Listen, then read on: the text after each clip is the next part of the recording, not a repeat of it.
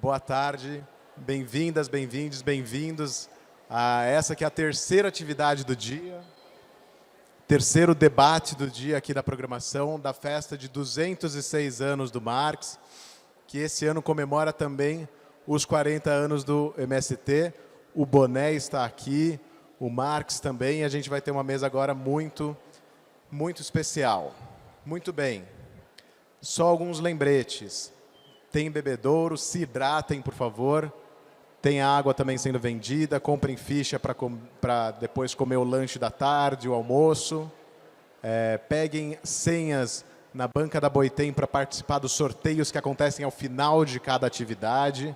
Então, ao final de cada mesa, a gente tem 2 sorteios. E as senhas que vocês pegarem de manhã valem até o fim do dia. Então, é só vocês pegarem uma senha lá na bancada da Boitempo, tá bom? Muito bem, essa atividade de agora, que tem o nome de Por uma Crítica Radical da Sociedade Brasileira, ela marca o lançamento do novo livro do professor Alisson Leandro Mascaro, Sociologia do Brasil, que foi enviado no Armas da Crítica, que é o clube do livro da Boitempo, esse daqui. Inclusive, fica o convite para vocês conhecerem o clube do livro da Boitempo. Quem assinar hoje e for uma nova assinatura, pode ir lá na bancada da Boitempo, mostrar que assinou e retirar uma eco bag belíssima de presente para quem assinar hoje o Clube do Livro. O livro que vai ser enviado nesse próximo ciclo agora de maio é o livro Crônicas Anticapitalistas, do David Harvey, e que vai receber como brinde um livro da coleção Mundo do Trabalho, que eu vou contar para vocês melhor depois. Muito bem. Ao final dessa mesa, a gente vai ter sessão de autógrafos com o Alisson, e os demais participantes, a Luana, o Tiago e o Guilherme, eles vão tirar foto com quem quiser tirar foto. Tudo isso vai acontecer naquela mesa de autógrafos que está ao lado da bancada da Boitempo, que é onde estão rolando os autógrafos o dia inteiro. Eu vou pedir para vocês a gentileza de não pedirem foto no caminho, para a gente deixar tudo bem organizado lá na mesa de autógrafos, tá bom? Esse é um combinado. Muito bem. Essa mesa, como vocês devem ter percebido, teve uma pequena mudança na programação. Originalmente foi divulgado que haveria a participação da Luciana Genro, que, contudo, infelizmente, não teve como estar aqui conosco por conta de tudo que está acontecendo no Rio Grande do Sul. Então, uma ausência também justificadíssima, assim como foi da Carolina hoje mais cedo.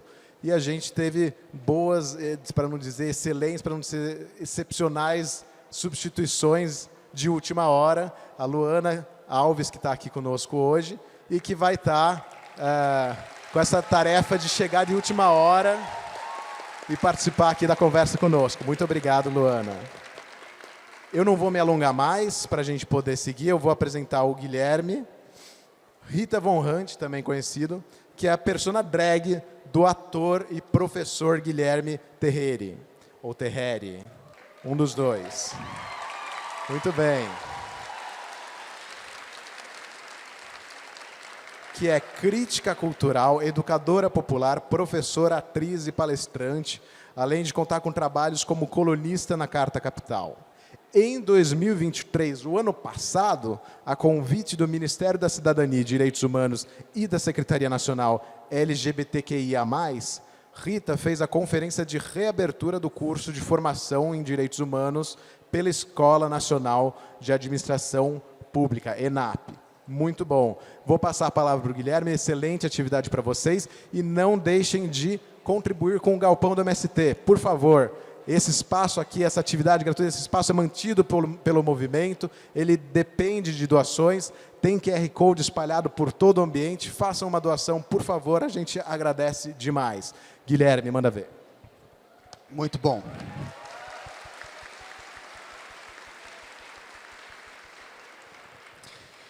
Obrigado, Kim, obrigado, Boitempo, obrigado, MST. A gente reúne aqui hoje para, então, fazer essa nossa mesa. Eu tenho uma tarefa um pouco ingrata, que é controlar o tempo de fala de pessoas que eu queria que falassem por muito tempo. Então, só para dividir aqui com vocês, ô Kim, você levou minha folha de apresentação dos convidados, viu? Kim Dória. Aí, contar para vocês que eu estou aqui do lado de um professor, muito obrigado, a minha candidata a vereadora e o meu amigo. Então, é uma mesa de compadres e comadres.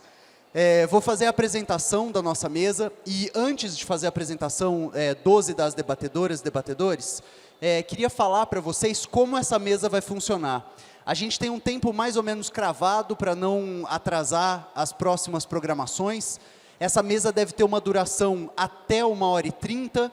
Ela está dividida em 3 blocos, cada um de meia hora.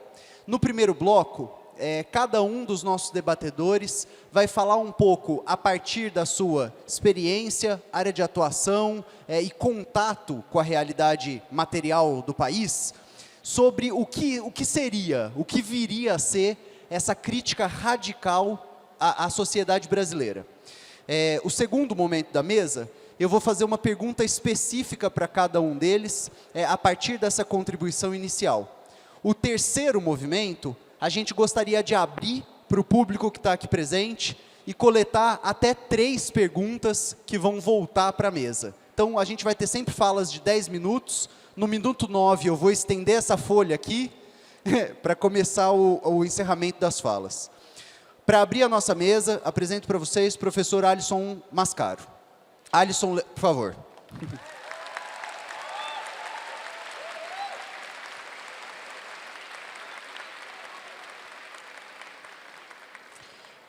Alisson Mascaro é jurista e filósofo do direito brasileiro. Ele é doutor e livre-docente em filosofia e teoria geral do direito pela Universidade de São Paulo, além de ser fundador e professor emérito de muitas instituições de ensino superior. Pela Boitempo, ele publicou Crise e Pandemia, Curso Livre Engels, Crítica do Fascismo, Estado e Forma Política, Curso Livre Marx e Engels, Crise e Golpe, e agora também o Sociologia do Brasil, que foi esse livro último do Armas da Crítica. É um pouco sobre isso que o professor vai fazer a fala dele inicial. Dando sequência, a gente está aqui com a Luana Alves.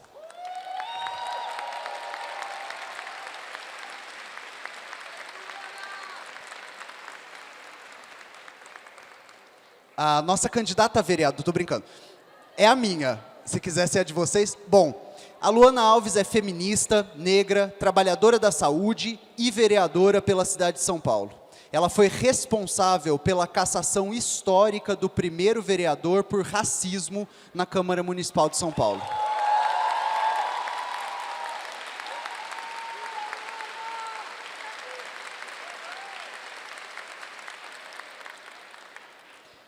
Dando sequência ao Tiago Torres, também conhecido como Chavoso da USP.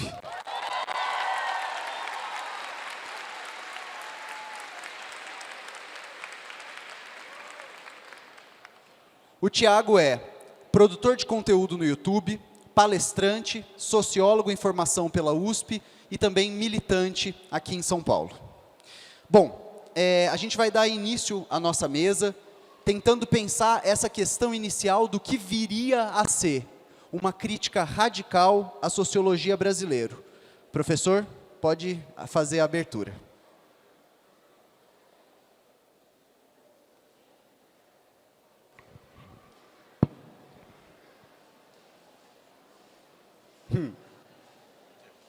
É nóis. Boa tarde a todas e todos. Voltar aqui ao galpão do MST é muito especial, com 40 anos de luta do movimento do Sem Terra. Toda vez que eu estou aqui, eu só consigo falar.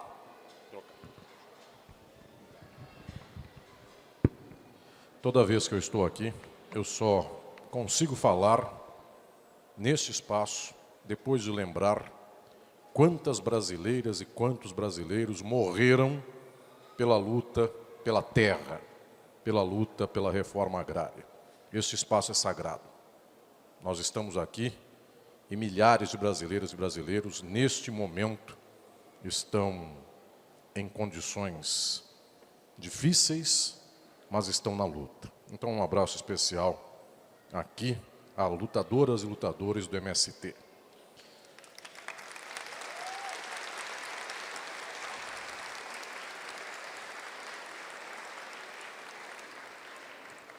Luana, querida, obrigado pela presença na tarde de hoje. Esta vereadora tão ímpar, de luta, de batalha, de muito enfrentamento, mas de muita vitória. E eu fico muito feliz em vê-la aqui. Hoje estaria conosco a minha querida aluna e orientanda de mestrado, Luciana Genro. Mas Luciana está lá no Sul, no Rio Grande do Sul, na luta por este momento tão difícil da população gaúcha, e não conseguiu estar aqui conosco, mas está enviando um abraço muito especial. Eu penso que podemos também dizer, e posso dizer em relação a todas e todos, estamos mandando esse abraço especial às gaúchas e gaúchos e à querida Luciana por esta luta deste momento. Eu tenho aqui um aluno muito querido que é o Tiago. E é muito bom ver este meu aluno tão especial e tão querido mais uma vez aqui neste momento. Tiago, este livro que hoje eu estou pré-lançando, porque o lançamento é sábado que vem, na livraria Tapera Taperá, ali na Galeria Metrópole, perto da Praça da República, e vou ver todas e todos vocês por lá. Este livro é um pouco desta caminhada de sociologia, e Tiago está comigo neste caminho, nessa estrada, há muito e muito tempo. Guilherme, querido, que alegria voltar a vê-lo. Eu tenho um carinho enorme por todo o seu trabalho. Rita é uma das figuras mais especiais do nosso país, e para mim é uma alegria muito grande estar aqui nesta mesa na qual vou falar do meu livro, e o Guilherme está aqui abrindo esse espaço e me dando a alegria desta presença na tarde de hoje.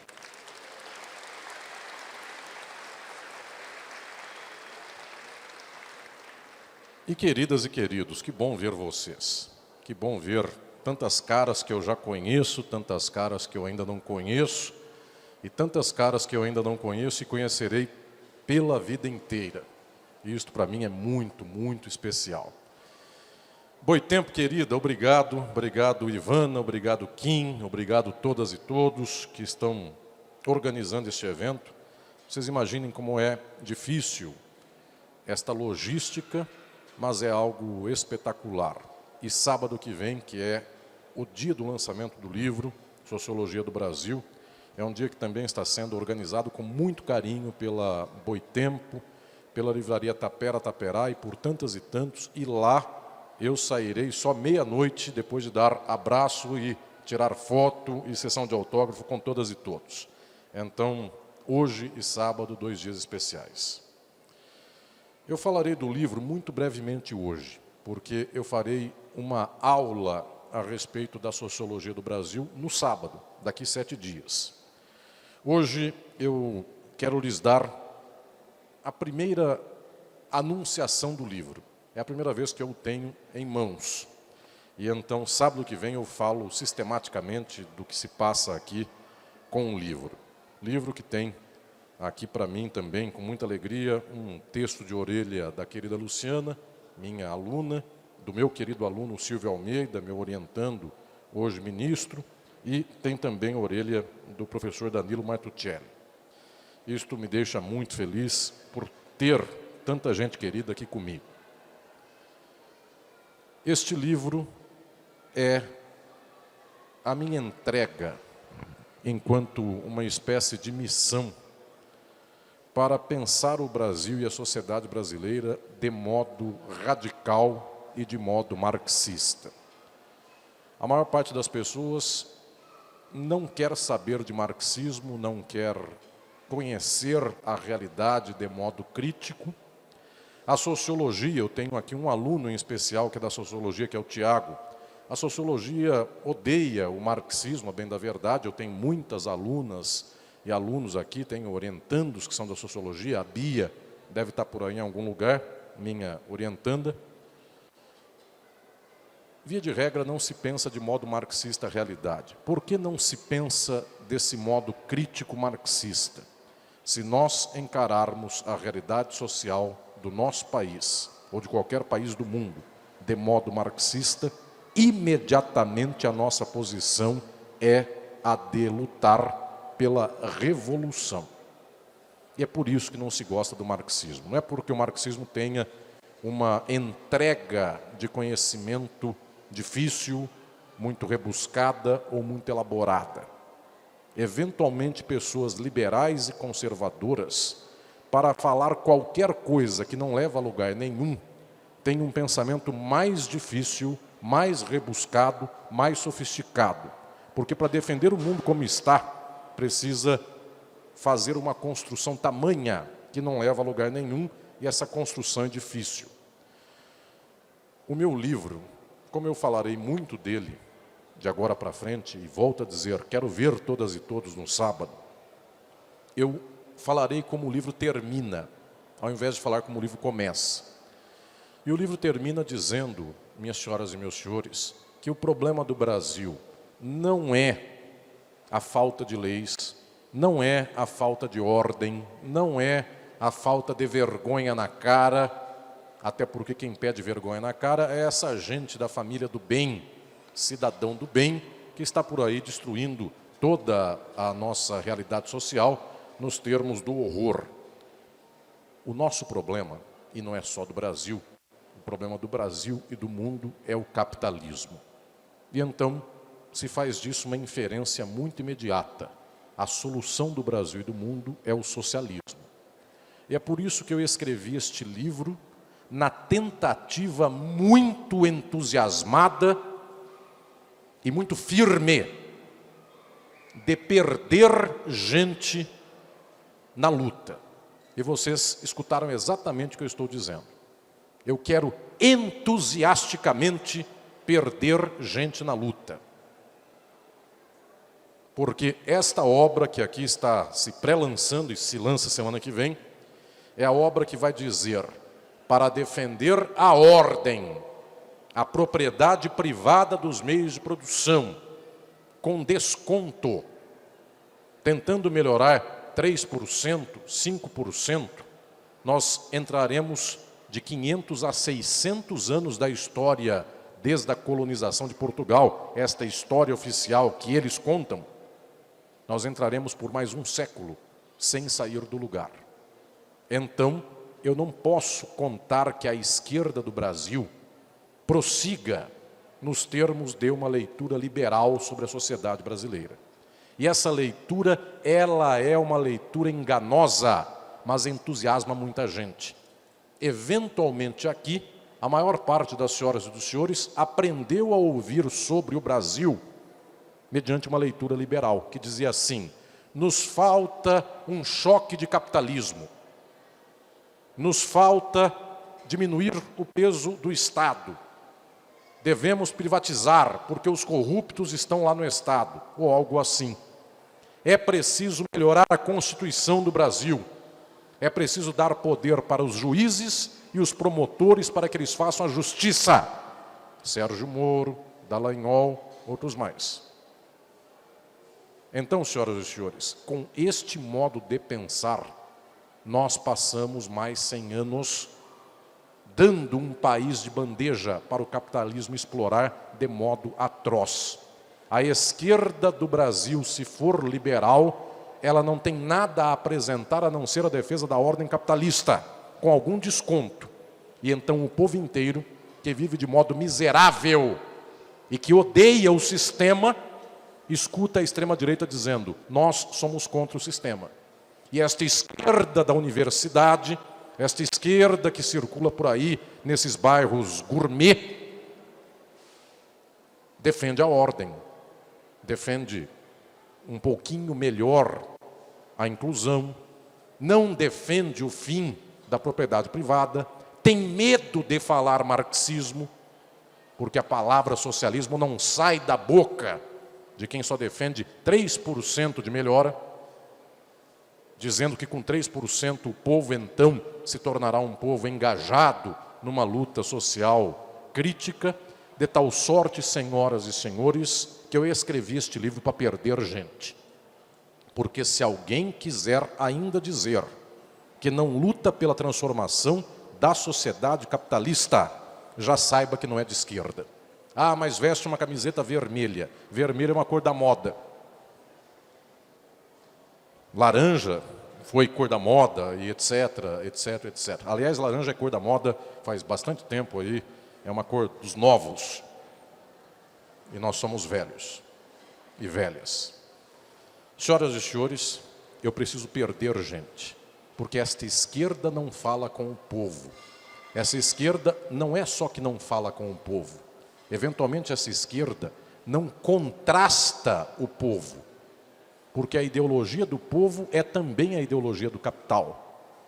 E se nós perguntarmos para o povo hoje a respeito do que ele pensa sobre a sociedade, o povo é contra o MST, o povo é contra a reforma agrária. Um taxista, eu vim de táxi até aqui, me deixou na porta do galpão do MST. O taxista, para variar, reacionário, olhou e perguntou: isso é do sem terra? A cara dele era de nojo. Ele não é um capitalista. Eu não posso imaginar que eu tenha que confirmar esta visão, que quantas vezes é machista, patriarcal, homofóbica, transfóbica, racista, xenofóbica, e eu não estou para concordar com isto. Eu tenho que libertar a nossa gente. E esta libertação só se faz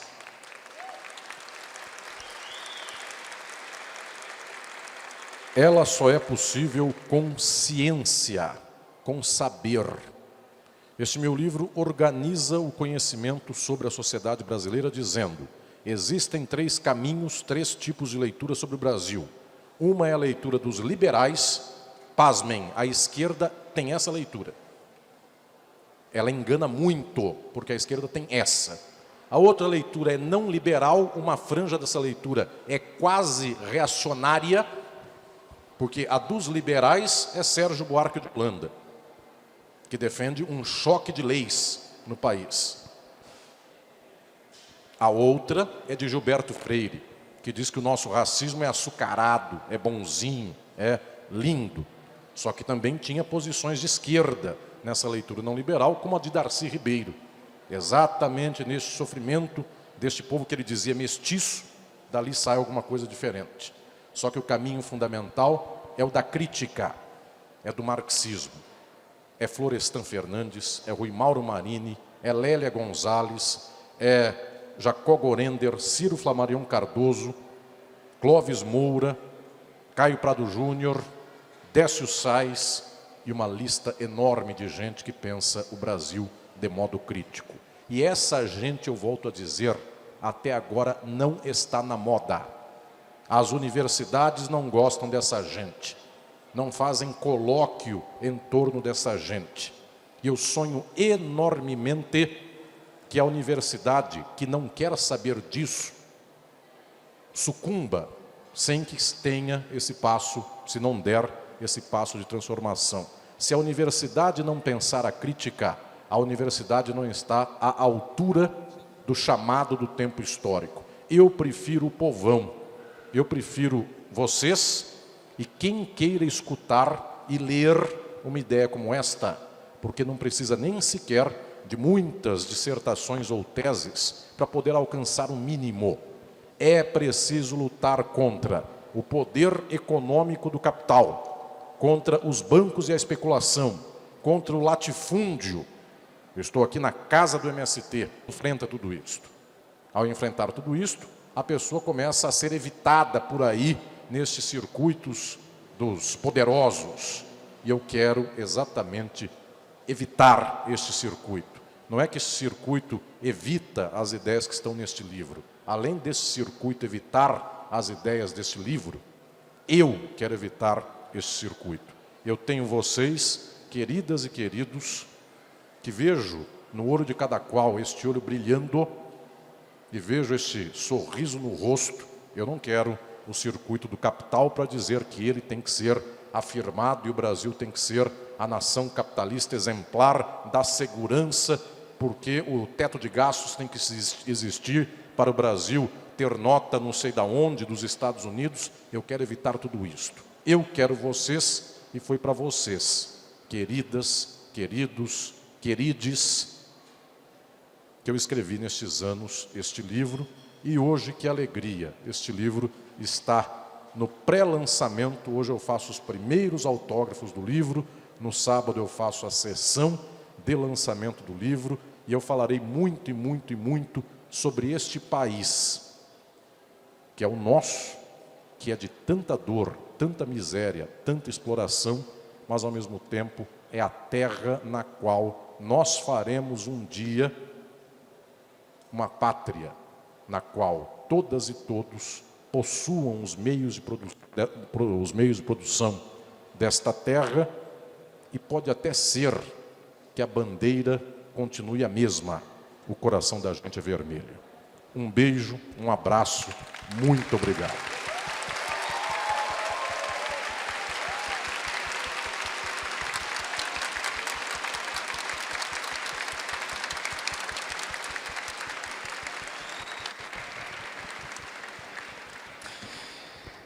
A gente agradece muito, professor.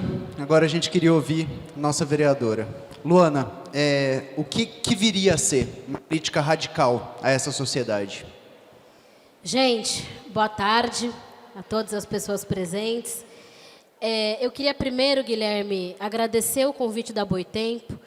Foi um pouco em cima da hora. A Luciana Genro, deputada no Rio Grande do Sul, do meu partido PSOL, não conseguiu sair do Rio Grande do Sul, mas eu me sinto muito honrada de falar no lugar dela e falar também como Fundação Lauro Campos Marielle Franco. A Luciana foi candidata à presidência em 2014. Eu não sei quem é que se lembra. E foi parte do meu entendimento enquanto uma pessoa militante. Assim, em 2014, eu era uma estudante universitária, estava na psicologia da USP, estava conhecendo o PSOL, e a Luciana foi parte grande do meu entendimento enquanto militante socialista. Assim, nas conversas com ela, vendo ela falar pautas que não se falava numa eleição presidencial, daí a importância também de não deixar de falar das ideias socialistas no campo mais público. Enfim, tudo isso foi muito importante para mim. Por isso eu me sinto honrada de estar aqui nesse momento. Agora, respondendo um pouco da tua pergunta, Guilherme, falando um pouco, dialogando com o professor Alisson Mascaro. Primeiro, para falar de análise de sociedade brasileira e falar em que lugar que o marxismo entra nisso. Eu acho que é muito fundamental a gente entender, eu vou partir de um ponto que você falou, que é o seguinte: para a gente fazer qualquer análise de sociedade brasileira que não passe pela luta de classe, que não passe pela exploração econômica, que não passe por uma análise materialista histórica, para a gente fazer qualquer análise do Brasil que não passe por isso, a gente vai ter que botar o pé fora da realidade. A gente vai ter que fazer um nível de abstração tão profundo que a gente vai cair, inclusive, na mentira. Para a gente mesmo e para a pessoa, para o interlocutor que a gente está falando. Então, é isso, assim, para a gente que tem uma possibilidade de fazer uma análise de fato da sociedade brasileira, nós temos que entender o que é esse país. E claro que é muito desafiador falar de marxismo do lado de um professor, mas eu vou me arriscar a falar um pouco. E por que eu acho também que é importante a gente falar de revolução e de socialismo? A gente sempre tem que partir de um ponto também. A humanidade, assim, o ser humano, ao longo da sua história no planeta Terra, sempre mudou as suas formas de organização social e econômica. Nos diferentes tempos e espaços, nas diferentes sociedades, ao longo dos séculos, ao longo dos milênios, a única constância que tem é a mudança. É a mudança de que maneira você vai se relacionar, de que maneira você vai dividir o trabalho, de que maneira você vai entender o que é a água, o que é a terra, qual que é a divisão que se faz do ponto de vista social, familiar. Às vezes as mudanças são para pior, do ponto de vista, mas a mudança sempre acontece. O que eu quero dizer com isso? Que a gente não pode deixar de falar jamais sobre uma luta revolucionária e sobre um mundo totalmente diferente do que a gente tem hoje. Porque um mundo totalmente diferente do que a gente tem hoje vai existir, de uma forma ou de outra. Agora, como vai existir, pode ser que demore mais tempo, pode ser que demore menos tempo, pode ser que seja no sentido da barbárie maior ou não, mas a mudança vai acontecer. Então, a gente vai querer disputar essa mudança, essa é a verdade. E hoje o capitalismo, ele está num ponto em que está chegando, acho que muito tempo a gente fala isso, mas é importante reforçar. O capitalismo está chegando num ponto de absoluto limite das forças humanas e ambientais. Assim, então, o capitalismo impõe para a humanidade, impõe para o planeta, impõe para tudo, impõe para a terra, impõe para a água, impõe para nós um nível de exploração que está chegando no limite do impossível. Tanto das forças naturais quanto a capacidade de trabalho humana. Assim, capacidade de trabalho humana é isso, assim, as pessoas não estão trabalhando cada vez mais. É mentira que a gente está trabalhando menos, que a geração nova está trabalhando menos. Está trabalhando cada vez mais. Está tendo cada vez menos tempo de fazer qualquer coisa. Está tendo cada vez menos tempo de pensar até a instituição familiar, que também é sustentáculo do capitalismo. Até isso está difícil. Até a gente, enquanto feminista, tem muito esse debate. Até o choque entre o chamado trabalho produtivo e o chamado trabalho reprodutivo está acontecendo. Trabalho reprodutivo, seu cuidado, né? O trabalho não pago, o trabalho invisível, majoritariamente feito por mulheres, né? O cuidado com crianças, o cuidado com idosos, o cuidado doméstico, o trabalho invisível que sustenta o trabalho visível produtivo, né? Então, até esse trabalho reprodutivo está entrando em choque com as necessidades do capital, com a necessidade de expansão do capital. Então, está muito difícil de sobreviver nesse sistema. É óbvio que essa exploração não acontece de forma homogênea, claro. O capitalismo se vale da ideologia do racismo, por exemplo, que eu acho que é uma das mais estruturantes do capitalismo, para conseguir se manter. Se utiliza do que é a desumanização de pessoas não brancas para conseguir acirrar mais a exploração. Isso é parte, evidentemente, natural do que é a sociedade brasileira e do que é a maioria das sociedades chamadas colonizadas, né? O fator raça, o Silvio fala muito sobre isso, né? A raça, enquanto construção social, estrutura muito do capitalismo brasileiro. Estrutura por quê? Permitiu um nível de acumulação muito grande do capital. Hoje, quem são os grandes donos do capital são os netos, descendentes dos senhores de engenho. Essa é a verdade. Assim, toda essa riqueza acumulada é riqueza roubada. Roubada do trabalho em mais de 300 anos de escravidão e de colonização. É isso que é. Lá na Câmara Municipal onde eu estou, que tem um quadro de bandeirantes e de pessoas indígenas, e nomes incrustados no mármore, que são nomes diretos dos que são antigos donos de pessoas, né? Então, o racismo sempre foi uma estruturação grande do capitalismo, porque permitiu a desumanização absoluta, que permite, por sua vez, a superexploração da capacidade de trabalho, ou o roubo da capacidade de trabalho mesmo. Então, isso é importante da gente entender. Também sobre as mulheres, um processo parecido acontece. A naturalização a partir da construção e da imposição de gênero do trabalho de cuidado sobre as mulheres. Assim, então, o capitalismo ele é estruturado sobre isso. Então, na maneira como existe hoje, é óbvio que nós, pessoas negras, nós mulheres, nós somos mais superexplorados porque o capitalismo consegue fazer essa operação, eu diria que econômico-cultural, assim, sabe? De naturalizar a nossa operação. Eu vi que na capa do seu livro, Alisson, tem uma pessoa com uma bag do iFood atrás, vocês perceberam? Ali no livro dele tem isso, tem uma pessoa com a bag. Eu achei muito sensível, muito importante você colocar isso, porque tem a ver justamente com o que a gente está dizendo, do quanto que se trabalha cada vez mais, do quanto que a juventude negra trabalha cada vez mais, e tem menos tempo, inclusive, para pensar projetos novos de sociedade, projetos novos de militância. Assim, além de vereadora, né, eu sou militante há muito tempo, sou militante, inclusive, de um movimento de educação popular chamado Rede Emancipa, que tem diversos cursinhos pré-universitários espalhados pelo Brasil inteiro, que tem aula majoritariamente aos sábados. Assim, né? Sábado que tem aula de manhã, pré-universitário. E desde que começou essa coisa de iFood, de rap, está muito difícil. Está difícil, porque de sábado eles trabalham agora, os adolescentes. Assim, está difícil, porque mesmo quem tem, eles dizem que não pode entrar menor de 18 nas plataformas, é mentira. Entra, e eles deixam entrar, estimulam indiretamente para entrar. Assim, então, é difícil mesmo as nossas formas da esquerda de conseguir fazer trabalho de base, seja a partir de movimento de educação popular, seja a partir de grupo de mulheres, seja a partir de associação de bairro, seja a partir de movimento de moradia, porque muita assembleia de ocupação é de sábado também. Assim, então, todas as nossas alternativas também de trabalho de base, que não passam só pelos parlamentos, ainda que o parlamento seja importante, sou parlamentar, né, estou aqui falando, apesar disso, toda a nossa forma de trabalho de base também é prejudicada pelo nível de exploração da capacidade de trabalho da população hoje. Porque fica difícil você pensar um outro mundo ou dedicar algumas horas para a militância. Mas, mesmo assim, é impossível a gente não fazer essa batalha. Porque é uma situação de vida e morte, né? A galera que faz um debate ecossocialista tem dito muito isso, né? Não disse mais socialismo ou barbárie, fala ecossocialismo ou extinção E eu acho que está muito certo, porque é isso, é extinção nossa. Extinção porque não tem mais possibilidade do planeta sustentar esse sistema. Assim, porque o capital avança e avança e avança. Vocês devem ter visto uma briga, não sei se todo mundo viu aqui, o que está acontecendo na Câmara Municipal de São Paulo em relação à Sabesp. Todo mundo aqui está vendo? Quem não está vendo, peço que veja. Assim, porque o que está acontecendo é que o governo do estado de São Paulo quer privatizar a Sabesp, que é a maior empresa de saneamento básico do Brasil, né, que é de maioria pública, ainda que seja de empresa mista e tal, mas isso é muito estratégico para eles. Por quê? Porque é avançar sobre a água das pessoas. É um passo muito grande, é um passo do ponto de vista estratégico muito importante para o capital.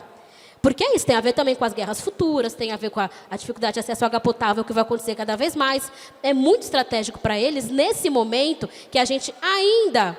A gente não, uma parte de quem está morando no centro, em bairros privilegiados, ainda não sente uma falta de água muito grande, que a gente, no momento em que a escassez começar a bater na porta, o monopólio e a gestão e a titularidade, digamos, não vai ser mais como um bem público, vai ser do acionista que está comprando, que vai comprar esse ano, se tudo der certo para o Tarcísio. Então, é esse o nível de disputa que a gente está acontecendo já. Eu queria dizer para vocês que é muito fundamental a gente conseguir não perder do horizonte um outro sistema político, um outro sistema econômico, porque a extrema-direita disputa corações e mentes e disputa por um sistema, como falou o Alisson. É muito forte quando os bolsonaristas falam que eles vão lutar contra o sistema. Isso é uma coisa, caramba, a gente que fala isso. Eu que sou contra o sistema. Eu não sou a favor, assim, do sistema. A gente não é a favor disso, mas a gente está deixando a bola com eles. A gente está deixando a radicalidade com eles. A gente está deixando com eles a possibilidade de ser quem vai organizar uma esperança de um futuro diferente. Isso é muito grave. Assim, por isso que é importante a gente conseguir fazer essa disputa, fazer em cada pedaço que a gente puder estar. E fazer e dedicar horas, e se organizar na militância, isso é muito importante. Uma das coisas, e eu finalizo com isso, que eu aprendi também, virando militante, é que a ideologia do capitalismo disputa para o individualismo. Disputa por cada um por si, ninguém por ninguém. Disputa o contrário às sociedades tradicionais que fundaram o nosso país, que não têm essa ideologia. Ou as sociedades africanas também, que não têm essa ideologia de organização social. Então, essa ideia do cada um por si, ninguém por ninguém, também vai no sentido contrário à militância. Vai no sentido contrário à organização coletiva. Vai no sentido contrário das pessoas reservarem horas do seu dia, da sua semana, do seu mês, para fazer um trabalho coletivo. Eu não estou falando de voluntariado. Ainda que tem gente que goste, tudo bem, legal. Mas, assim, de ter uma ação social no mundo organizada com vistas a fazer um processo de mudança revolucionária. Isso é muito importante. A escolha militante de vida é muito importante. Mesmo dentro da capacidade de tempo de cada um. A escolha militante de vida implica ir na contramão e na contramaré do individualismo que o capitalismo traz. Que é cada um cuidar do seu, ninguém faz nada e ninguém cuida de ninguém. Então é isso, para a nossa sobrevivência, a gente vai ter que cuidar um do outro. Isso só acontece com outro sistema. É isso, obrigada, Guilherme.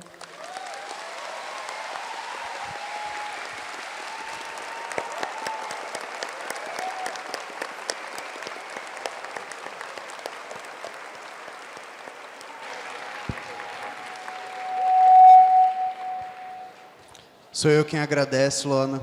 Fala muito boa. Bom, agora a gente vai escutar o Ti.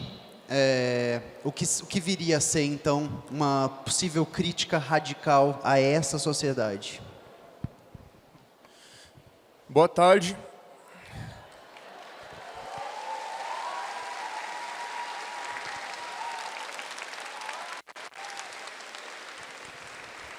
Obrigado, é um prazer para mim estar aqui. Então, agradeço muito aí a Boitempo e ao MST por mais um ano de convite para estar aqui. Né? Ano passado foi minha primeira vez que eu compareci na festa de aniversário de Marx do MST.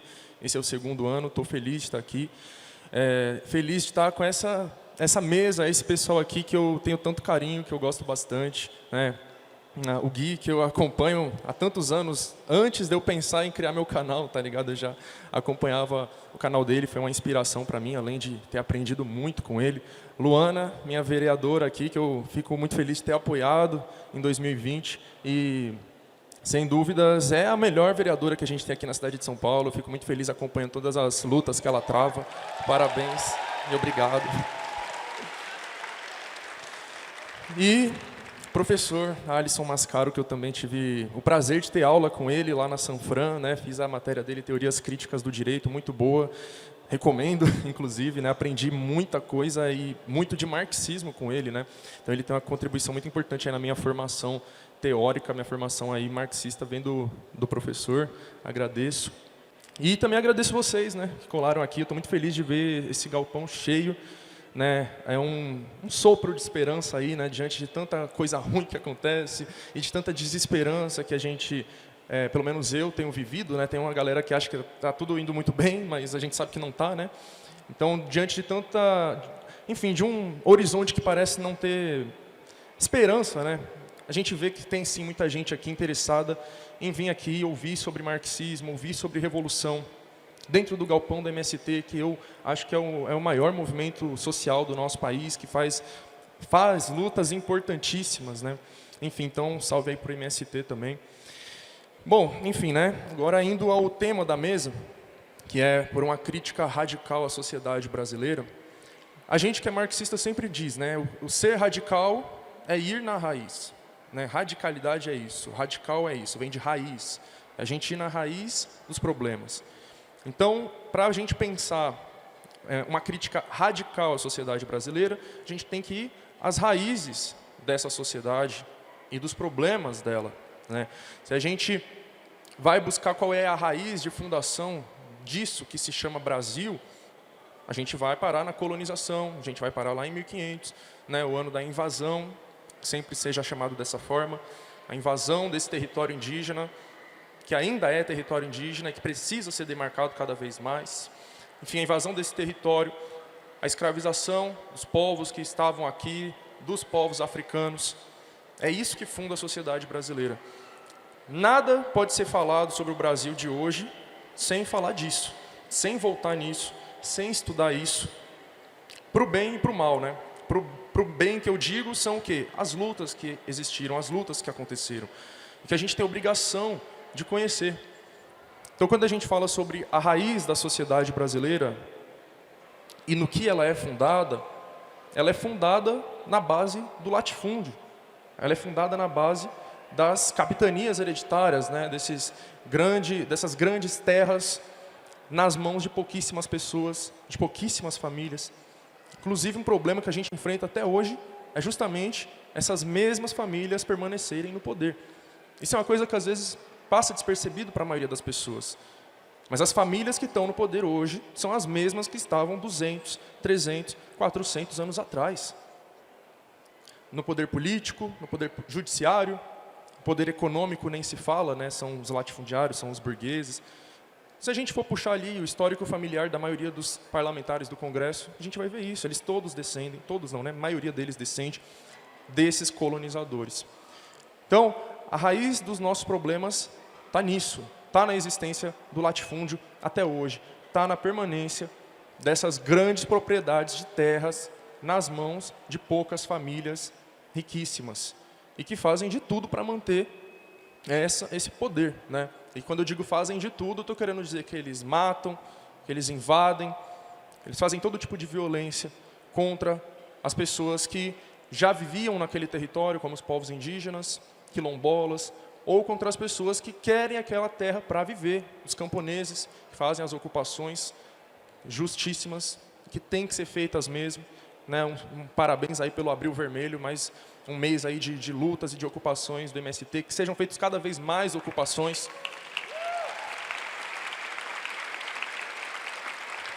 Então, quando a gente pensa, né, nesse problema da sociedade brasileira vindo daí da terra, do latifúndio, da concentração de terra, né, a gente também tem que olhar para o outro lado, que a solução também está aí. A solução para os problemas também está aí, na luta pela terra. Nossa ministra, Sônia Guajajara, dos povos indígenas, diz, né, a luta pela mãe terra é a mãe de todas as lutas. Eu adoro essa frase e eu quero que a gente internalize isso. A luta pela mãe terra é a mãe de todas as lutas.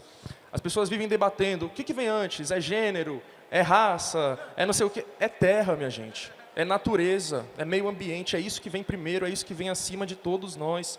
Se não tiver natureza, não tem mais nada, não tem humanidade, não tem sociedade, a gente não vai debater raça, gênero ou classe se o meio ambiente acabar, estiver devastado, estiver degradado. Acabar ele não vai, né? A gente vai acabar, a gente, né, no rumo que as coisas estão seguindo, a humanidade acaba, mas a Terra permanece aí. Muitas espécies vão permanecer também, outras vão surgir. Mas a gente não quer que isso aconteça, né? Não gostaria que isso acontecesse. A gente não pode ser fatalista, né? Aceitar essa fatalidade, é isso que vai acontecer e já era. Não. A gente tem pouco tempo para reverter essa situação, mas ainda tem. Por isso que a gente precisa internalizar isso que eu falei, a luta pela Mãe Terra. Tá ligado? A luta pela terra. A luta pela terra no sentido da moradia, da alimentação, do trabalho, mas do equilíbrio ecológico também. Olha como a gente está se abanando aqui, né? Esse calor não é normal. Não é normal. Eu não sei como que o professor está aguentando com esse terno e gravata aqui, porque eu estou morrendo de calor. Porra, está muito quente, minha gente. Isso não é normal. São as mudanças climáticas, é a crise climática, a gente sabe disso, a gente tem que tomar atitude, a gente tem que lutar, a gente tem que fazer alguma coisa. Por isso a luta pela reforma agrária é tão importante. A luta contra o agronegócio, contra a agropecuária. Fico muito feliz de falar que sou vegano há 10 anos. Não contribuo com essa indústria agropecuária maldita tem 10 anos. Entendo que essa mudança de hábitos individuais não vai causar uma transformação estrutural, é óbvio. Mas não tem condições de eu estar criticando a indústria agropecuária, desmata, e devasta a Amazônia, e devasta o Cerrado, e etc. E eu financiar ela, tá ligado? Enfim, então a gente tem que confrontar ela. E não é o que está sendo feito pelo governo Lula, pelo contrário. Ele está incentivando, está financiando, está, enfim, reduzindo impostos para esse setor, que é o pior do Brasil, que a origem das nossas desgraças, a maioria delas vem da indústria agropecuária, né? Como eu já falei, a questão do latifúndio, concentração de terras, etc. Para essas pessoas que a gente tem que olhar, para esses grandes agropecuaristas, a bancada do boi, né? A bancada agropecuarista dentro do Congresso, essa bancada desgraçada, né? Enfim, aproveitando essa parte que eu falei do governo Lula, né? Quando eu disse no começo sobre essa desesperança, né? Eu vivo entre a esperança e a desesperança, né? E sempre lembrando daquela frase do Gramsci, né, que a gente tem que ter a gente pode ter o pessimismo da razão, mas tem que ter o otimismo da vontade. Muitas vezes é difícil, né? Mas é assim, tá ligado? Analisar a nossa realidade, nossa sociedade, gera um pessimismo, gera um desânimo. Quando a gente tem o pé no chão, né? Porque quem é idealista, como eu falei antes, está achando que está tudo uma maravilha. O que foi esse ato do Lula de 1º de maio agora, lá no Itaquera? Sabe, além de ter sido esse fracasso esvaziado, foi um show de que maravilha, como as coisas estão melhorando, né? Ele e o Boulos lá comemorando, porque aumentou um pouquinho o salário, que não dá para merda nenhuma. Ah, porque aumentou isso, melhorou aqui. Migalhas, minha gente, migalhas. Eu não me contento com migalhas e o povão não se contenta com migalhas. Não adianta eles chegarem falando, porque melhorou um pouquinho aqui, um pouquinho ali, o povão foda-se. Tá ligado? Eles estão passando essa impressão, né, de que as coisas vão bem, as coisas estão melhorando, o povão sabe que não está, todo mundo sabe como que o preço dos alimentos está cada vez mais alto, está insustentável. E aí quem é que aparece falando exatamente isso? Que as coisas estão a merda, estão a desgraça, tem que mudar tudo que está aí? A extrema-direita, é o bolsonarismo. Então a gente está vivendo esse momento muito complicado, onde a maioria da esquerda está cada vez mais idealista, mais liberal, mais neoliberal, se vendendo, se rendendo cada vez mais. E aí bota a culpa no Congresso, né? Não, porque o Lula não... Poxa, é o Congresso. Não, é ele mesmo, tá ligado? E todo mundo que legitima, que justifica atrocidades como o arcabouço fiscal. As universidades federais e institutos federais em greve, e eu dou todo o meu apoio aqui a essa greve, em greve contra os cortes de verbas na educação, que veio de onde, minha gente? Do governo Lula. O Lula está cortando essas verbas para se encaixar dentro do arcabouço fiscal que ele próprio criou, ele e o Haddad, né? Inclusive, o Haddad ele é o coveiro do governo Lula, viu? O arcabouço fiscal criado ali pelo Haddad vai afundar e já está afundando o governo Lula. Quem acha que as coisas estão indo muito bem, é o que eu falei, está no mundo da lua. Enfim, por isso a gente tem que acordar, botar o pé no chão, fazer uma análise concreta da situação concreta, uma análise materialista da nossa sociedade, da nossa realidade, sem idealismo, sem ficar no mundo da lua, vendo o que está acontecendo de fato, mano, e o que aconteceu no nosso país aí nos últimos anos, e as coisas estão se repetindo, é impressionante. O arcabouço fiscal é o novo ajuste fiscal. O Alckmin é o Temer, o Lira é o Eduardo Cunha, a história está se repetindo aí, diante dos nossos olhos. O que a gente vai fazer diante disso? Continuar nesse oba-oba? Ou se organizar e fazer oposição a todas as políticas neoliberais, independente do governo que venha? Porque todo mundo fala contra a privatização da Sabesp aqui em São Paulo pelo Tarcísio, mas quem está falando da privatização que o governador do PT está fazendo lá no Piauí da Companhia de Água e Saneamento Básico? O que o governador da Bahia, Jerônimo Rodrigues, está fazendo lá da privatização da Companhia de Gás também, do PT ele, né? Sem contar o aumento da violência policial, a Bahia hoje é o estado com a maior quantidade de pessoas mortas pela polícia. Enfim, então, falar isso, né? Tem gente que fala, não é para criticar. Minha gente, nós temos que ser contra, não indivíduos. Eu sou contra o indivíduo Tarcísio, eu sou contra o indivíduo Bolsonaro. Não, porque aí o povo vai lá e vota em outro igual ele. Aliás, é isso que vai acontecer em 2026, né? Não vai ter o Bolsonaro, vai ter o Tarcísio com o mesmo projeto político-econômico. Isso é um problema, tá ligado? Por isso que a gente não tem que bater só em figuras, em indivíduos, nós tem que bater em ideologias, em projetos políticos e econômicos. E aí, se ele está vindo do governo de direita ou que se diz de esquerda, independe, tem que bater do mesmo jeito. A mesma coisa é a privatização que o Tarcísio quer fazer aqui da Fundação Casa, via parceria público-privada, e o Lula está fazendo a privatização de presídios também via parceria público-privada, é a mesma política. Aí a gente só vai criticar um e não vai criticar o outro, por quê? Enfim. Então, eu termino assim, né, pedindo que a gente não tenha políticos de estimação, mas que a gente esteja na luta pela revolução e se coloque contra qualquer um que tentar empatar ela, e supere qualquer um que tentar empatar ela, e entender que essa revolução vai vir de baixo, vai vir dessa luta pela terra, pela reforma agrária popular, na demarcação dos territórios indígenas, com quem a gente tem muito a aprender. Estive lá no acampamento Terra Livre semana passada em Brasília, aprendi muito, muito mesmo, e eu falei, é daqui que vai sair a Revolução Brasileira. Todo mundo que quer pensar a Revolução Brasileira tem a obrigação de olhar para a luta dos povos indígenas, dos quilombolas, de todos esses povos que estão aqui há séculos já enfrentando a imposição do sistema capitalista e resistindo a ela. Obrigado.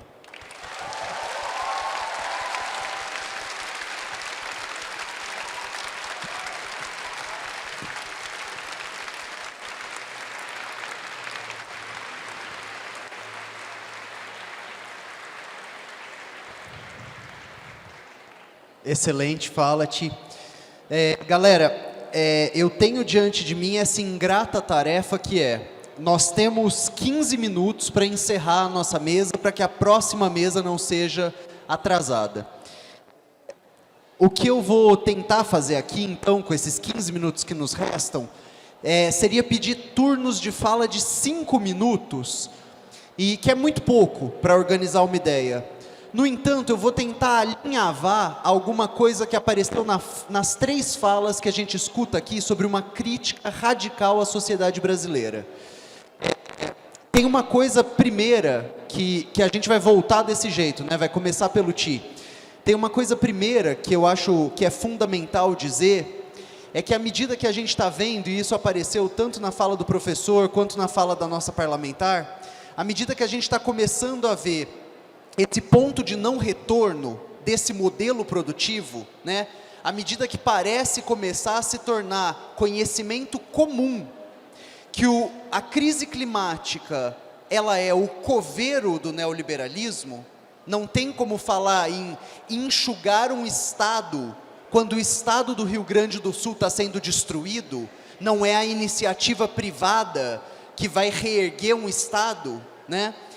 Não há como falar sobre enxugar Estado mediante a crise climática. Tem uma outra coisa que aparece na fala do Ti, que eu costumo dizer em sala de aula muito, que à medida que a gente está vendo isso, a ruína de tudo que a gente conheceu, a gente começa a se deparar com o apocalipse, né? E como pensar o apocalipse? E aí tem uma frase, a primeira pessoa que disse isso que eu conheço foi a J. Mombassa, é uma travesti brasileira, intelectual. Ela diz assim, quer saber do fim do mundo? Conversa com um Guarani. Eles estão vivendo o fim do mundo há 500 anos. com tecnologia de resistência e com tática de sobrevivência, com acúmulo de vitória e com acúmulo de luta, né?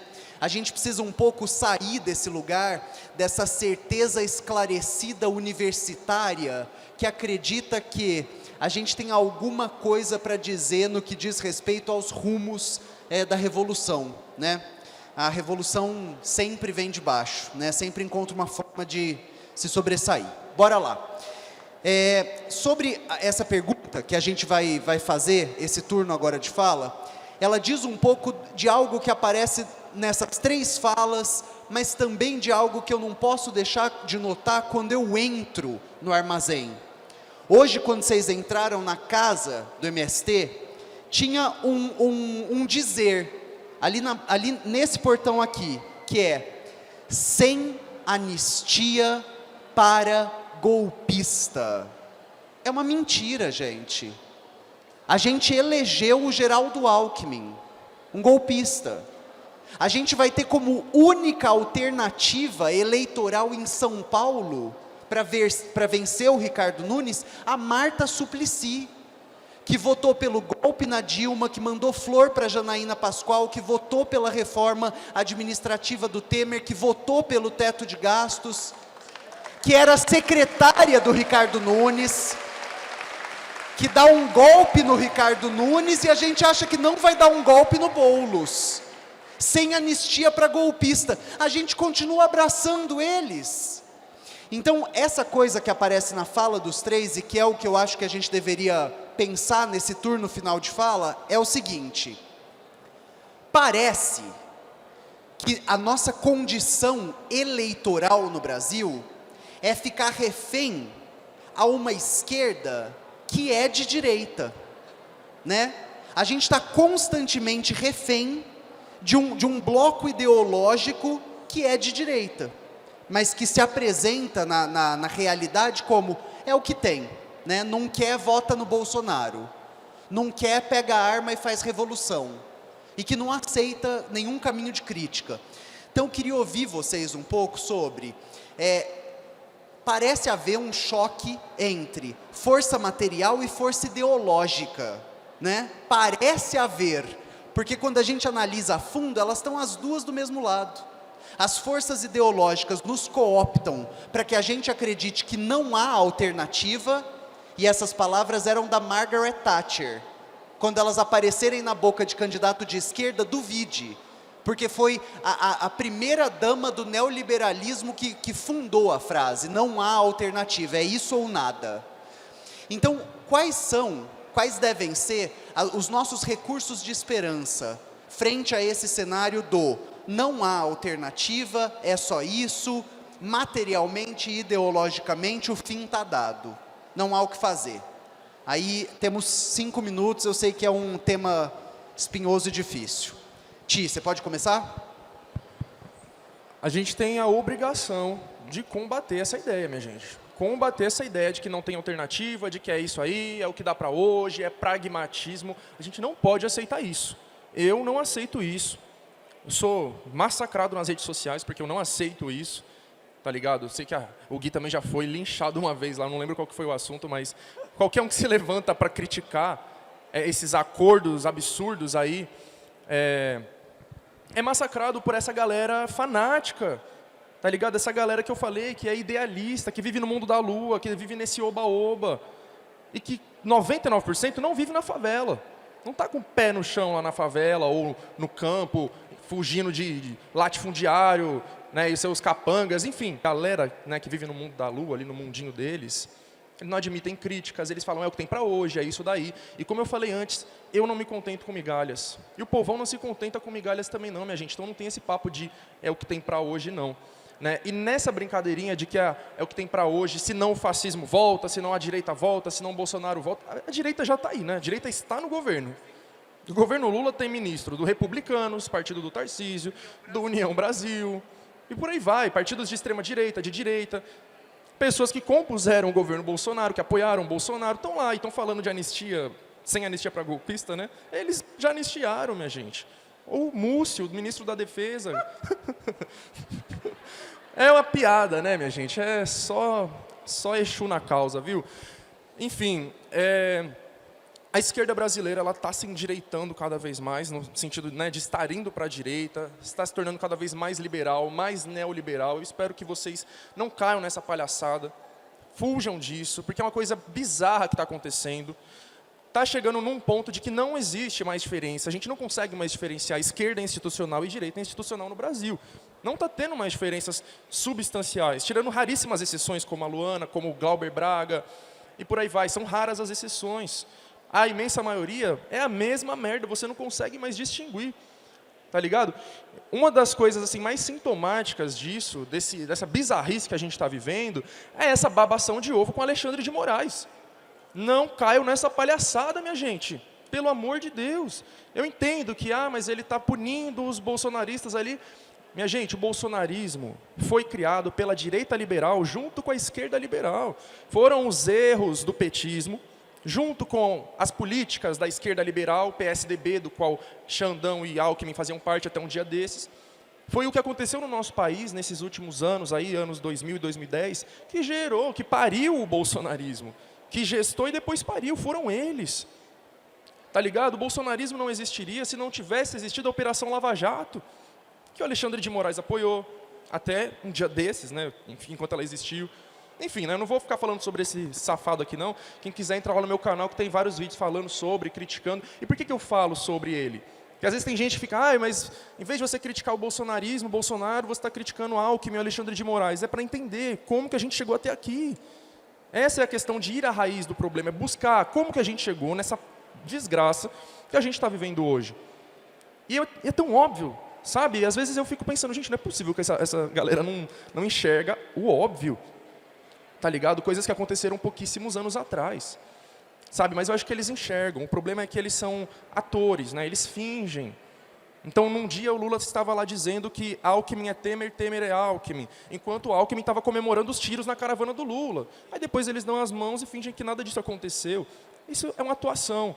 A política institucional é uma atuação. Muito me perguntam, né, se eu entraria para a política institucional, se eu vou me candidatar. Eu sempre digo não, porque eu não vou virar um ator, e a Luana pode falar sobre isso, se não é verdade que você tem que atuar para estar lá dentro. Não estou falando de você, mas você precisa sentar junto com um vereador, um deputado de direita para trocar ideia com ele, para apresentar seu projeto. Eu jamais faria isso. Eu ia dar um murro na cara dele e falar, pra puta que pariu. Não tem condição de sentar para conversar com essa galera, mano. Então aquilo lá é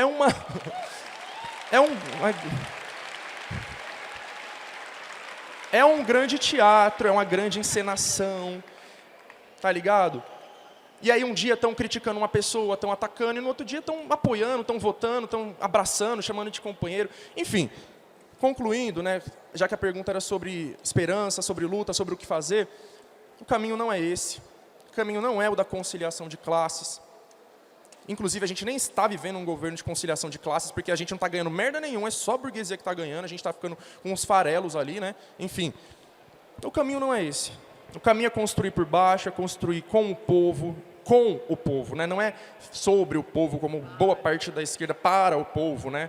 Inclusive, uma coisa que tem me incomodado muito na campanha do Boulos, na pré-campanha, é vamos cuidar de São Paulo, cuidar do povo. Gente, é uma visão paternalista da política e da população, que vamos cuidar dele. Pelo amor de Deus, mano.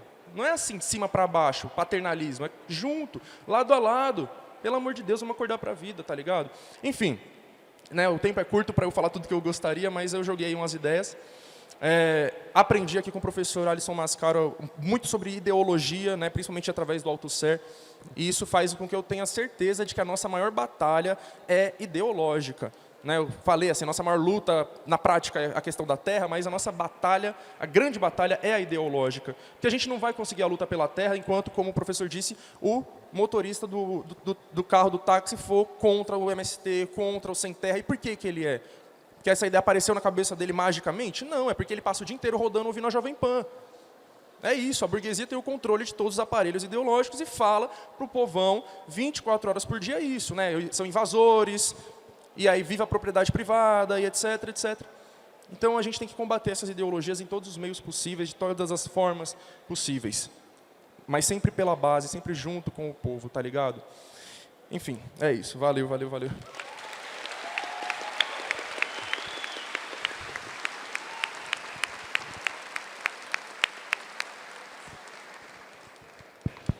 Luana.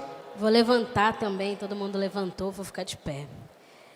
Esse assunto, que foi perguntado aqui pelo Guilherme, a gente estava trocando uma ideia antes de começar a mesa, é um assunto que eu vou confessar que não é dos mais confortáveis para mim. Não é dos mais confortáveis porque eu sou de um partido político, que é o PSOL, que eu entrei há mais de 10 anos atrás, muito antes de pensar em ser vereadora, e que era um partido muito menor do que o que ele é hoje, né? O PSOL teve um crescimento grande nos últimos anos, mas esse crescimento foi acompanhado de uma série de pressões e de movimentações que são no sentido de conciliação de classe.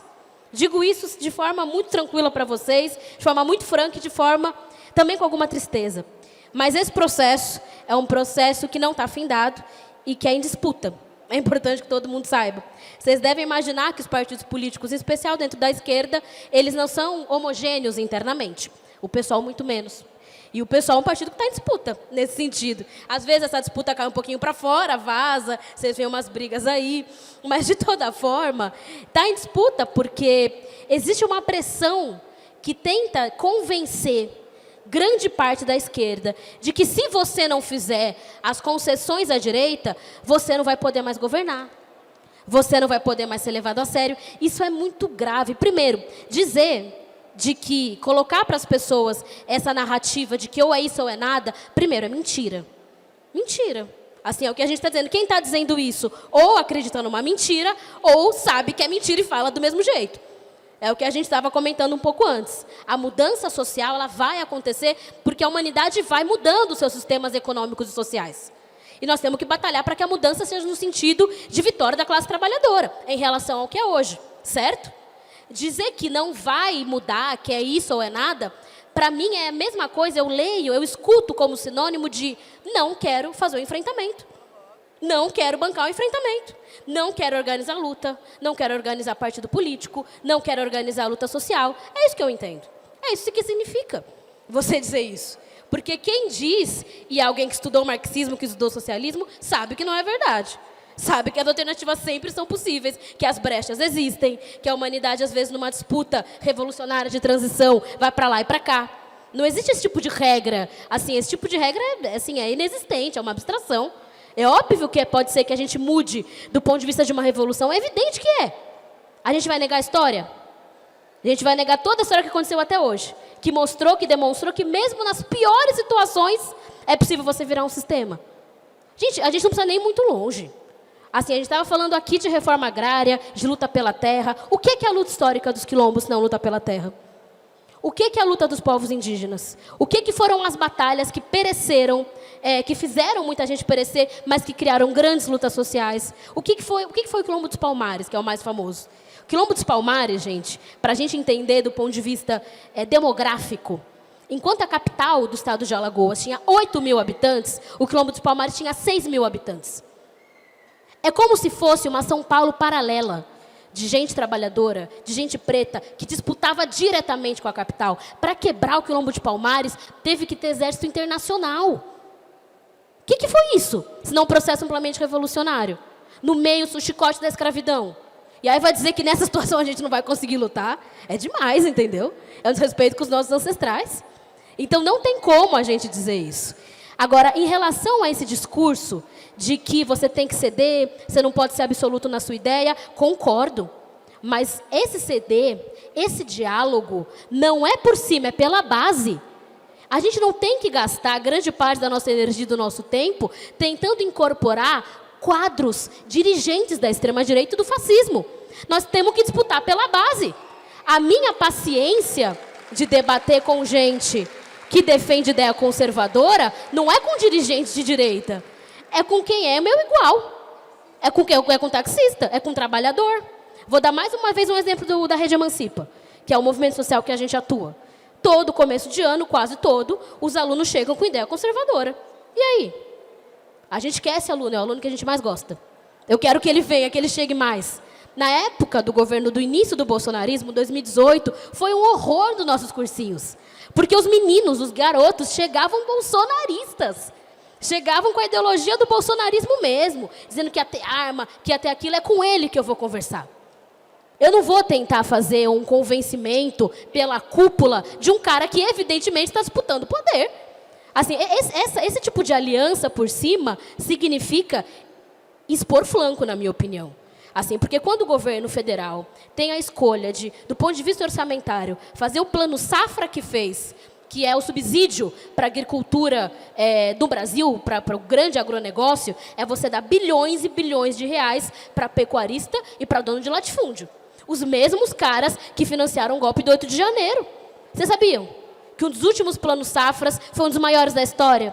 Que é grana para fazendeiro, é grana para pecuarista. São os mesmos que vão bancar golpe de Estado.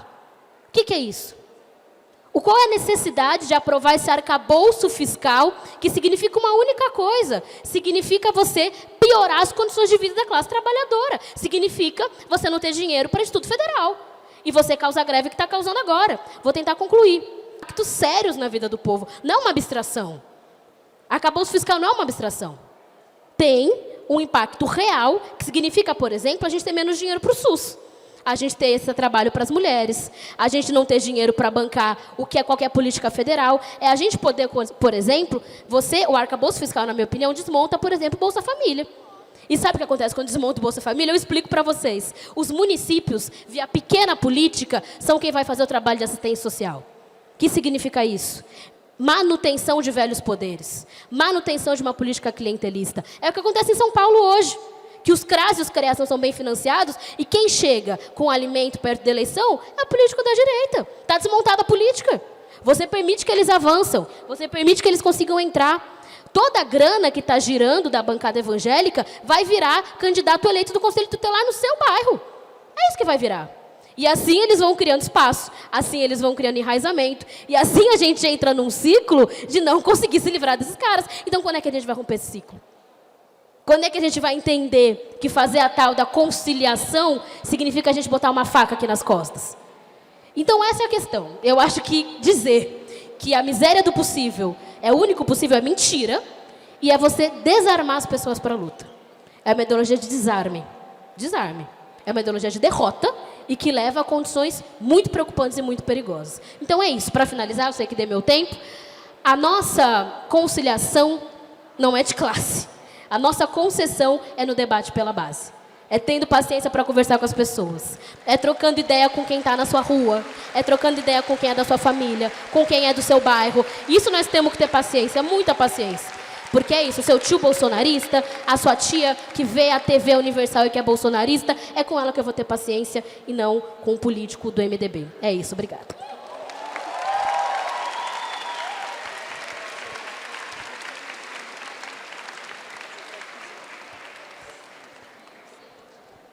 Professor?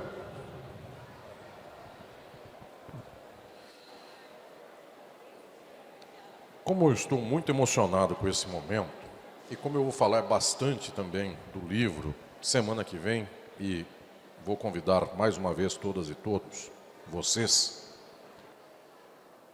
vou contar então o avesso da moeda, o bastidor dessa caminhada de luta nas ideias. Esse menino que está aqui, ele atravessou uma ocasião o campus da universidade, atravessou meia cidade para ser meu aluno no velho prédio do Largo de São Francisco. A vida inteira eu escutei dizer que lá no campus da USP tinha muito marxismo. E esse menino teve que sair de lá para vir aprender marxismo comigo na faculdade, onde tradicionalmente se escreveu o AI-5, onde se organizou o fascismo e coisas mais. Eu nunca gostei, desde muito cedo, eu nunca gostei do estado no qual nós estávamos no nível intelectual e político da nossa gente. Era o tempo, quando eu fazia faculdade, do Fernando Henrique Cardoso, e 4/5 dos intelectuais e das intelectuais adoravam o governo Fernando Henrique Cardoso, porque ele era ilustrado. E ele era, efetivamente, um homem que sabia citar livros no original, coisas mais. Privatizou meio Brasil. Eu via toda uma geração de gente sem coragem na esquerda, renegando o marxismo. Quem era marxista, via de regra, tinha vergonha de ser marxista. Tinha partido marxista que anos antes tinha trocado de nome, porque socialismo, comunismo e coisas mais eram doença grave. E eu deliberei escrever esta minha história de reflexão, em primeiro lugar, ganhando todos os inimigos possíveis que eu pudesse. E eu sempre fiz isso a vida inteira. No primeiro movimento, eu sempre tento ganhar a maior quantidade possível de inimigos. Isto quer dizer, falar diretamente qual é o horizonte da luta. Então, quando eu falo comunismo, socialismo e revolução, eu sei que muita gente tem um enorme medo de lutar por isso, e eu agradeço que essa gente nem tenha a hipótese de querer vislumbrar minha amizade com ela. Então eu perdi muita gente na vida. E perdi, obviamente, esses espaços da ordem, do poder,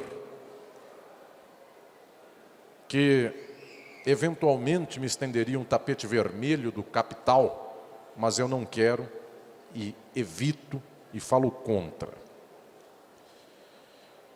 Talvez vocês possam imaginar como é de luta e como é difícil falar de transformação da cátedra do espaço onde só há reacionário. Então eu sei que do meu lado eu só vejo gente que pensa contra mim. E todo dia eu acordei de manhã e fui falar para essa gente que eventualmente não é essa gente do meu lado, essa gente longínqua. E um dia eu fui formando uma geração de acadêmicas, acadêmicos, meninas e meninos. Um dia veio um presidente de um sindicato de muita luta de esquerda. Era um homem de muita boa fibra, nome Marcos Alcir, está ali.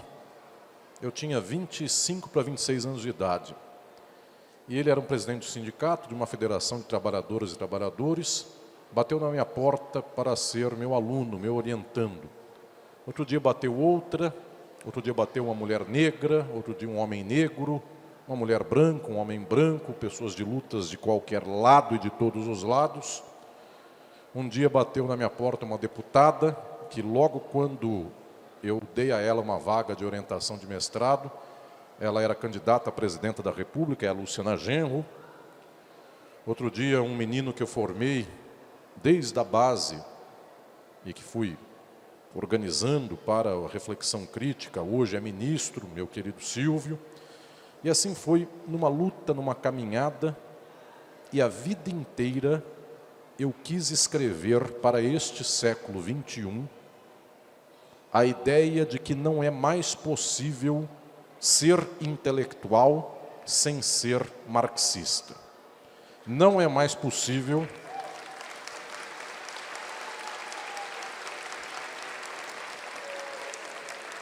falar de ciência sem falar de socialismo.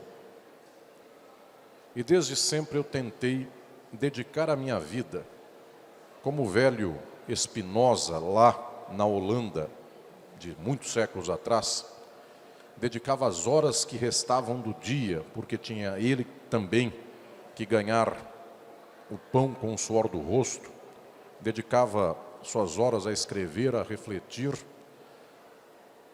Há 1 ano e meio eu lancei Crítica do Fascismo, antes de saber qual era o resultado da eleição de 2022. Fazia 100 anos da marcha sobre Roma que começou o fascismo. Por 1 ano e meio eu fiz uma turnê nacional e internacional de lançamento do Crítica do Fascismo e fui concluindo este Sociologia do Brasil, que está aqui. E eu fui escrevendo, porque eu queria deixar este legado para vocês, que quando começassem a ler sobre o Brasil e a sociedade brasileira, não se enganassem mais pelo discurso de sempre liberal que diz: vamos melhorar, vamos reformar. O que acontece é que nesses anos todos, a coisa que eu mais fiz foi querer ganhar inimigos. Quem não pensa a revolução, quem não pensa a luta, quem não pensa a transformação social. Incrivelmente, o entusiasmo, o carinho, o afeto, o olhar no olho de cada um e de cada uma também me mostrou, e eu tenho certeza de um dado fundamental: a nossa gente só não é revolucionária porque as ideias, a ideologia e o afeto da transformação não chegam do modo devido à nossa gente.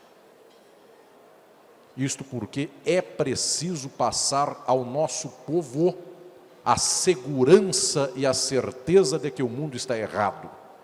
Falar com voz firme, direta, explicar cientificamente, intelectualmente, de modo contundente, de tal modo que não sobre uma dúvida de qual é o lado que se deve estar na nossa luta, na nossa realidade. A vida inteira eu falei de pé, com esta voz que tenho, e falei muito diretamente de que temos um lado. Até hoje, muita gente de esquerda liberal bate um dia na minha porta e diz: mestre, eu nem percebia que eu estava defendendo a ordem, porque eu achava que eu era progressista e que eu era crítico. Eu não achava que eu estava não fazendo alguma coisa que não fosse ajudar o mundo melhor. O que importa, no entanto, não é ter um mundo um pouco melhor. O que importa é ter outro mundo, outra realidade. Quando eu entrei aqui hoje, e na hora de chegar até estar até aqui, eu vi tanta gente querida, tanta gente que veio aqui para me dar um abraço, para juntos estarmos nessa caminhada. Isto me emociona. 20 anos atrás, falar de revolução era um anátema. Hoje é um grupo especial. Já não é mais um grupo de 2 ou 3.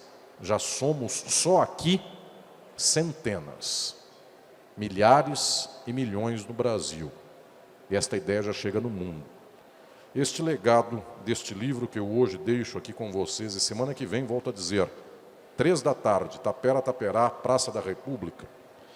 Este legado é um legado que talvez a nossa geração não consiga absorver totalmente, mas nós deixaremos este legado melhor que nós recebemos hoje. Hoje há mais lutadoras e lutadores da revolução do que havia 20 anos atrás. Só que eu nunca joguei pelo empate. Nem nunca joguei só para empurrar um pouco mais com a barriga. Vocês me conhecem e sabem da minha forja de modo de fazer a batalha das ideias e da política, pela qual todos os partidos e movimentos sociais, e gente sem partido, mas que está engajada num processo de luta e transformação, estão comigo, e eu tenho a certeza de que nessa toada eu verei este movimento de transformação ser, em poucos anos, majoritário na esquerda brasileira. Hoje, ser de esquerda liberal, e é isso que eu vou ensinando aqui no Sociologia do Brasil, já é vergonha. A pessoa pede desculpa por ter esta posição que é majoritária na esquerda. O que eu estou dizendo é que a voz da verdade é a voz da luta pela transformação social. Daqui a pouco nós ganhamos uma quantidade expressiva de mulheres e homens e pessoas que estão na luta e que deixarão de ter esta visão tacanha, pequena, em defesa da ordem. Na hora em que nós falarmos, nós vamos mudar o mundo, e para nós este mundo é pão, terra, paz, dignidade para todas e todos, possibilidade de viver bem, o fim do latifúndio, o fim da exploração do mercado financeiro, a possibilidade de que mulheres e homens, negras, negros, brancos, brancas, de povos originários de todos os lugares, nesta terra, tenham um teto para morar e possam trabalhar com dignidade. Nesse momento, somos nós que vamos trazer estes milhões e milhões de brasileiros e brasileiras que hoje são fanáticos da extrema-direita, mas que ouvem aquela gente falar com voz grossa que vão mudar o mundo, enquanto aqui só se fala em reformar, melhorar um pouquinho. Nós vamos falar com a voz mais potente. Eu nunca escrevi um livro para falar pela metade qualquer coisa.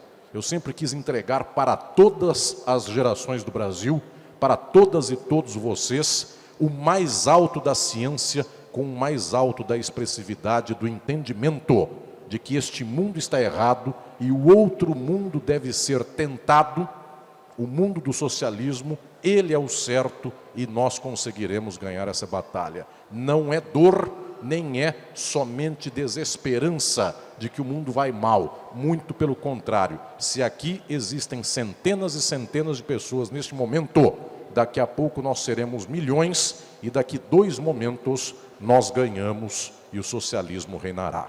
Obrigado a todas e todos.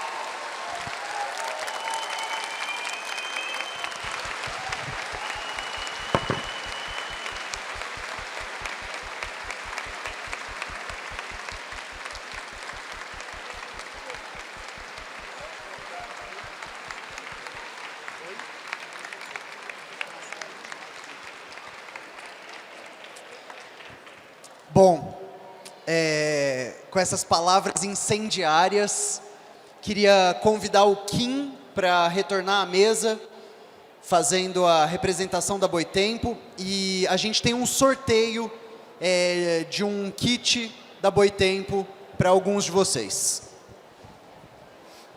Ei, pessoal, vou agora pedir a atenção de vocês. Queria agradecer a todo mundo que assistiu, quem participou. Eu vou pedir um instante para vocês entenderem um pouquinho como que vai ser a dinâmica, para ninguém tumultuar aqui, porque tem muita gente dentro do galpão agora, tá bom? A gente vai fazer o sorteio, e daí a gente vai para lá e a gente vai ter fila de autógrafos com Alisson e fila de fotos com Guilherme, Thiago e Luana. E eu vou explicar já já como que vai ser essa dinâmica de fotos, tá bom? E vou pedir a compreensão de vocês de que, infelizmente, não vai dar para bater um papo com eles, vai ser só foto, tá bom? Eu vou pedir, então, vou pedir uma ajuda aqui para o Thiago e para o Guilherme para mostrar as sacolas que a gente vai sortear.